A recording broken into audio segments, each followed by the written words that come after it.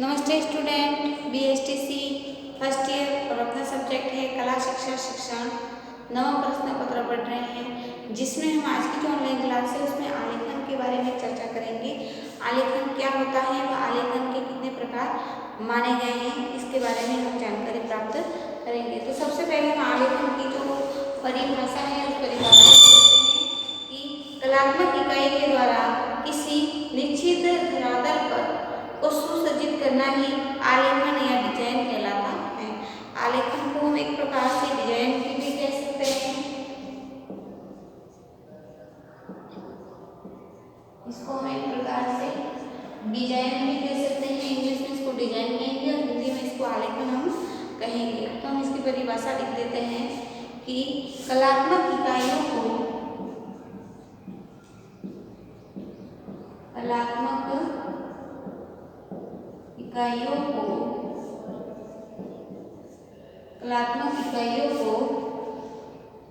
या कलात्मक इकाई के द्वारा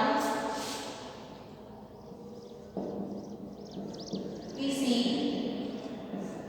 कलात्मक इकाई के द्वारा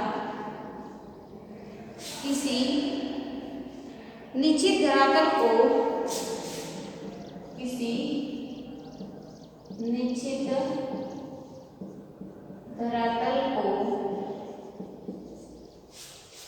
कलात्मक इकाइयों के द्वारा किसी निश्चित धरातल को सुसज्जित करना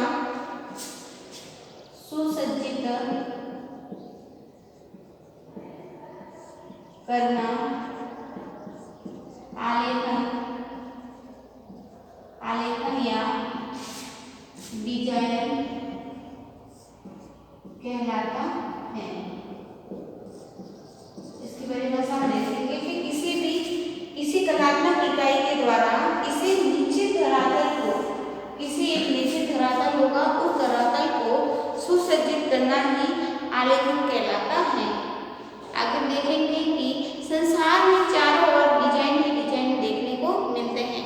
जैसे हम इस कंगन की डिजाइन देखें, साड़ी की डिजाइन देखें, बोर्ड की तरफ डिजाइन देखें, यानी किसी भी कलाकृति में जो भी संसार की जो कलाकृति है उस कलाकृति में हमें कई प्रकार से डिजाइन या आलेखन देखने को मिलता है।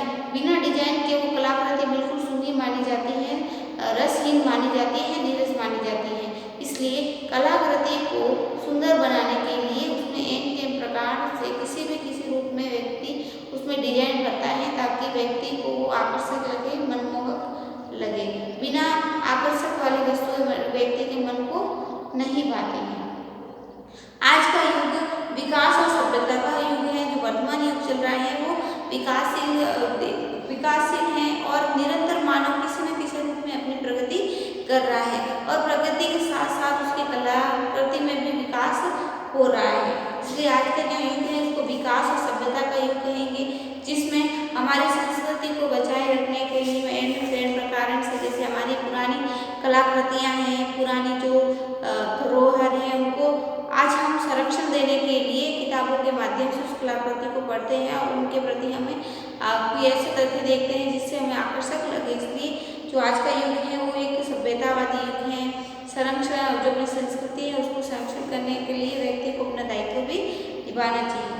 फैशन की जो बहुआता मिलती है, यानी हम देखते हैं कि पहले देखो मकान किस प्रकार के थे। पहले जैसे मकान थे वो सिर्फ कटघरे के रूप में हमें नजर आते थे कि एक ही डिजाइन के मकान मिल जाते थे, लेकिन वर्तमान में देखो आपको कहीं पर भी ऐसे मकान नहीं होंगे जिसमें डिजाइन नहीं होती है। यानी छोटी सी जगह में वो बहुत सारी वस्तुओं को रखने की जगह बना लेते हैं। तो इस प्रकार जो हमारे जैसे कंबल है, पहले कंबल नॉर्मल से आते थे, आजकल डिजाइन वाले आ गए।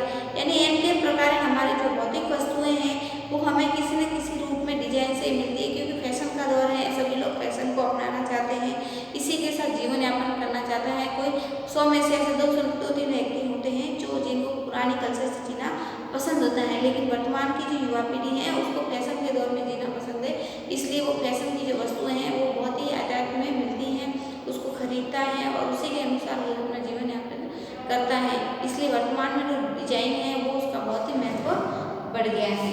फैशन दिखावट में सुंदर लगती है। जो फैशन करते हैं बालिकाएं जैसे साड़ी की या ड्रेसेस की, तो वो दिखाने में सुंदर लगती है, आकर्षक लगती है, एक दूसरे को भाव है, इस प्रकार के वो फैशन अपनाना चाहते हैं जिसमें जो डिजाइन है, आलेखन है, उसका एक महत्वपूर्ण भूमिका रहती है।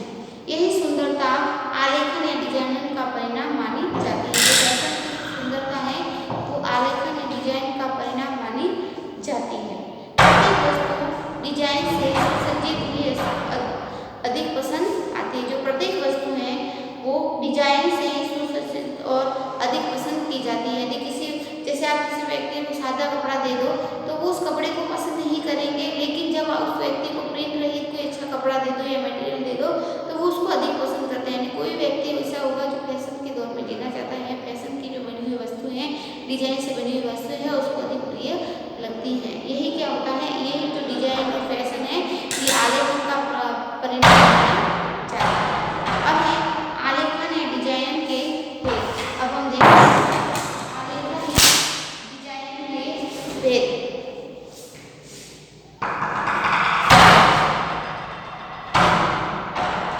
आलेखन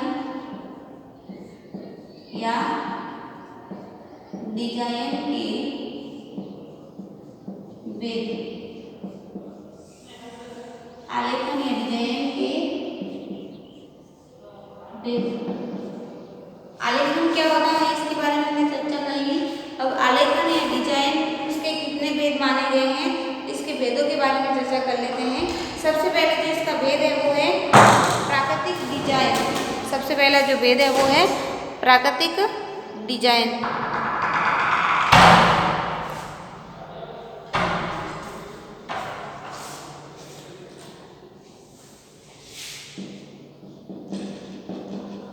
प्राकृतिक डिजाइन। दूसरा है वो है भेद आलंकारिक डिजाइन। आलंकारिक डिजाइन। आलंकारिक डिजाइन। और जो तीसरा भेद है वो है ज्यामितीय आलेखन। तीसरा है वो है ज्यामितीय आलेखन। और चौथा भेद है वो है सूक्ष्म या काल्पनिक आलेखन।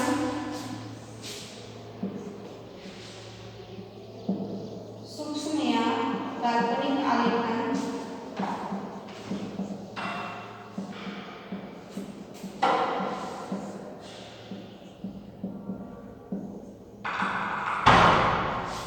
और नंबर 5 पे है वो है किनारी आलेखन। तो हम पहले इन 4 आलेखनों के बारे में पहले चर्चा कर लेते हैं कि जैसे प्राकृतिक डिजाइन क्या होता है, सूक्ष्म या काल्पनिक आलेखन क्या होता है, ज्यामितीय आलेखन क्या होता है और आलंकारिक जो आलेखन है वो क्या होता है। तो हम देख लेते हैं कि प्राकृतिक डिजाइन, इस डिजाइन में जैसे फूल, पत्ती, पशु पक्षी, वृक्ष आदि का प्रयोग होता है। जो प्राकृतिक डिजाइन है इस डिजाइन में फूल, पत्ती, इस डिजाइन में फूल, पत्ती व कली, पशु पक्षी एवं वृक्ष आदि का या आदि डिजाइन का प्रयोग होता है। नाम से स्पष्ट है प्राकृतिक डिजाइन। तो प्राकृतिक डिजाइन में जो प्रकृति से मौजूद वस्तुएं हैं, जो हमें प्रकृति में देखने की वस्तुएं मिलती हैं, उसी को हम प्राकृतिक रूप में कहेंगे। तो प्राकृतिक जो डिजाइन है उसमें प्रकृति से संबंधित जैसे वस्तुएं हैं, फूल, पत्ती, पशु पक्षी, जो प्रकृति में हमने को भौतिक रूप से देखने को मिलती है, उन वस्तुओं का प्रयोग किया जाता है। इस डिजाइन में प्रकृति की हमें अनुभूति रहती है। यदि इस डिजाइन को हम देखते हैं तो इस डिजाइन में हमें प्रकृति से संबंधित जो वस्तुएं हैं उसकी अनुभूति होती है। इस आलेखन में आलंकारिक नहीं होती, केवल सजावट का ही ज्ञान होता है। इसमें आलंकारिक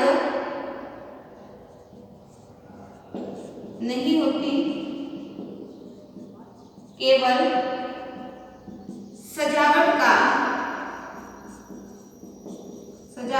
ज्ञान होता है, केवल सजावट का ज्ञान होता है। इसमें इकाइयों में प्रकृति जैसा ही रंग बनना पड़ता है। जैसे हमने ये किसी फूल का चित्र बना दिया, तो उसमें जैसे फूल का जैसे गुलाब का है तो उसका रंग हम जैसे गुलाबी कर सकते हैं। पत्ती का रंग हरा है तो इसमें हम पत्ती का जो रंग है वो हरा ही भरेंगे, और जो तना है गहरे रंग का होता है तो उसका रंग जैसे प्रकृति में जैसी वस्तुएं हमें देखने को मिलती हैं, फूल पत्ती का कलर कैसा है, पशु पक्षी का कलर कैसा है, उसी के अनुसार उसमें हमको रंग भरने पड़ते हैं। इस प्रकार की डिजाइनों से रंग चेतना का विकास होता है। इस प्रकार की डिजाइन है, इससे या इस प्रकार की डिजाइन से रंग चेतना का विकास होता है। इस प्रकार की डिजाइन से रंग चेतना का विकास होता है। अब दूसरा है वो है अलंकारिक डिजाइन। इसमें आलेखन के अनुसार सजावटी रूप में प्राकृतिक डिजाइन की आकृति में परिवर्तित कर दिया जाता है। इसमें जो प्राकृतिक डिजाइन है उसमें परिवर्तन किया जाता है। यानी जो प्राकृतिक डिजाइन हमने पढ़ लिया कि प्रकृति से संबंधित जो वस्तुएं हैं उनको कर जाता है, जैसा उसका रंग है उसी रंगों को उसमें भरना आवश्यक है। लेकिन जो अलंकारिक डिजाइन है इसमें प्राकृतिक वस्तुओं में परिवर्तन कर दिया जाता है। उसकी जो प्राकृतिक डिजाइन है उनकी आकृतियों में परिवर्तन किया जाता है। प्राकृतिक डिजाइन है उनकी आकृतियों में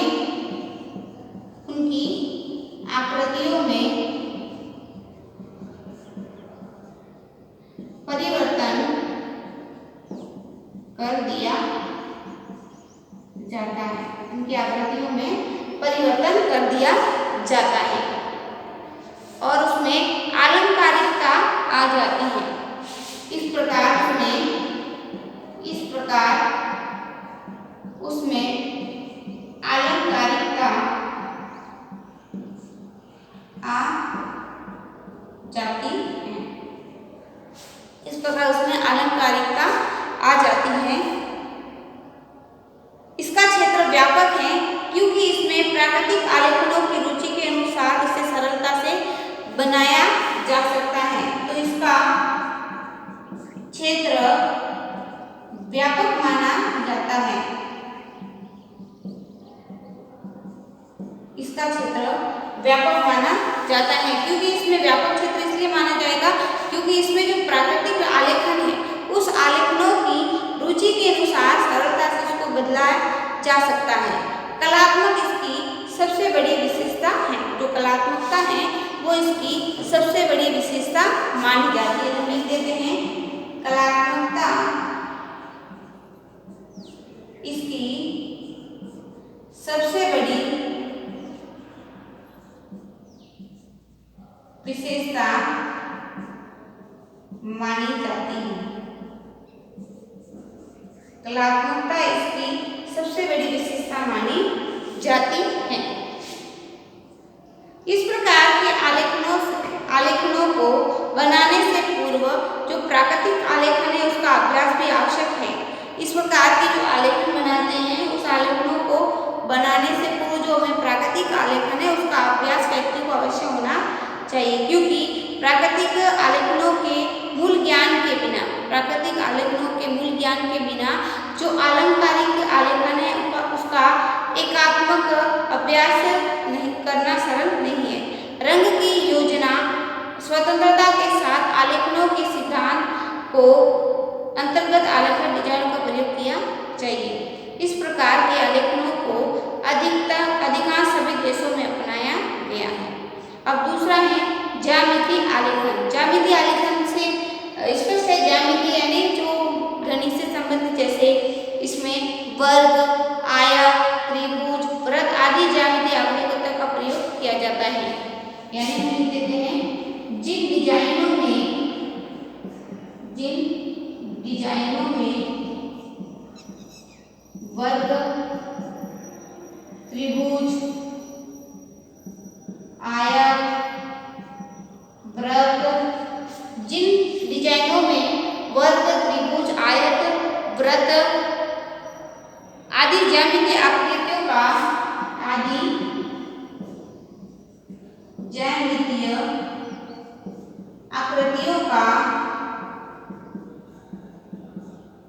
प्रयोग किया जाता है,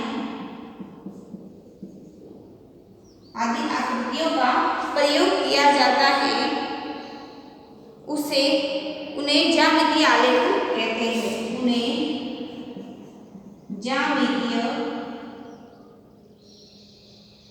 उन्हें ज्यामितीय आलेखन कहा जाता है। उन्हें ज्यामितीय आलेखन कहा जाता है।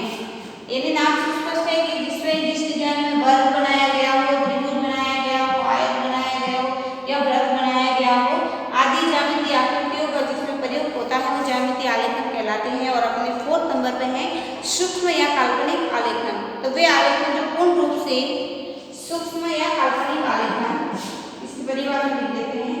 वे आलेखन जो पूर्ण रूप से न तो प्राकृतिक और वस्तु के आधार पर बनाए जाते हैं, प्राकृतिक वस्तुओं के आधार पर बनाए जाते हैं। वे आलेखन जो पूर्ण रूप से न प्राकृतिक वस्तुओं के आधार पर बनाए जाते हैं और न पूर्ण रूप से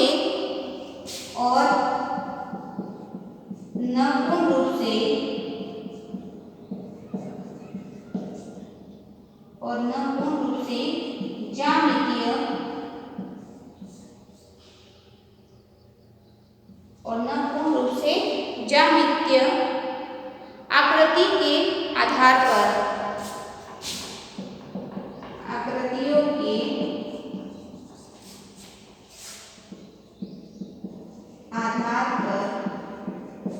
वे आलेखन जो पूर्ण रूप से न तो प्राकृतिक वस्तुओं के आधार पर बनाए जाते हैं और न पूर्ण रूप से ज्यामितीय आकृतियों के आधार पर बनाए जाते हैं,